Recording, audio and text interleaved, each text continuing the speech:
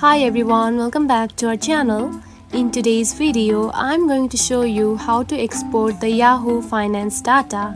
It is a very easy process, so let's dive right in. First of all, find the Yahoo app on your home screen. Now open it. After opening the app, here you can find the option of the stocks of the company at your home page, just like this. Now to export the finance data, simply tap onto one of the stocks that you are interested in. After tapping it, scroll down and here you will find the option of financials. Simply tap on it.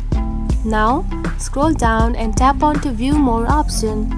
Then here you can find all of the financial data, which is income statement, balance sheet and cash flow.